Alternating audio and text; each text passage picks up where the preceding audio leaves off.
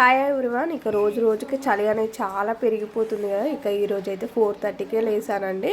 లేసి అయితే ఇంట్లో పనులన్నీ కంప్లీట్ చేసేసుకున్నాను. బయట చూస్తే మాత్రం మొత్తం చీకటిగా ఉంది.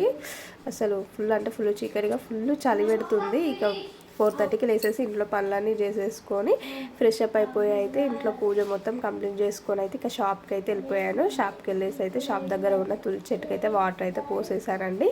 ఇక ఎట్లా ఫ్రెష్ అప్ అయిపోయాను కదా అనేసి వాటర్ అయితే పోసాను. నాకు మార్నింగ్ అయితే హాట్ వాటర్ తాగే అలవాటు అయితే ఉందండి. ఒక గ్లాస్ హాట్ వాటర్ అయితే తాగేసి అయితే పిల్లలకైతే టీ పెట్టేసి ఇంకో సైడ్ అయితే రైస్ అయితే పెట్టేశానండి పిల్లల బాక్స్ కోసము.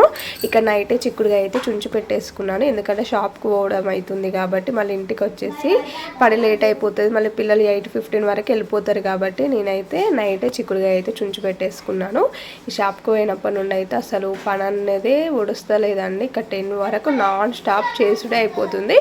ఇక రైస్ అయిపోయినాకనైతే చిక్కుడుగాయ కర్రీ అయితే చేసేసానండి. పిల్లలకైతే ఇట్లా చిక్కుడుగాయ ఆయిల్లో ఫ్రై చేస్తే మాత్రం చాలా అంటే చాలా ఇష్టం అండి.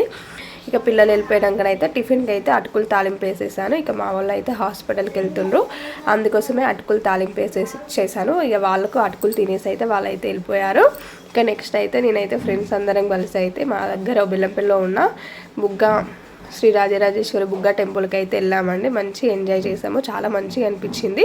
ఇలా ఫ్రెండ్స్తో బయటికి వెళ్తే చాలా హ్యాపీ అనిపిస్తుంది కదా. మీరు కూడా వెళ్తారా? వెళ్తే కామెంట్ చేయండి. Thank you for watching.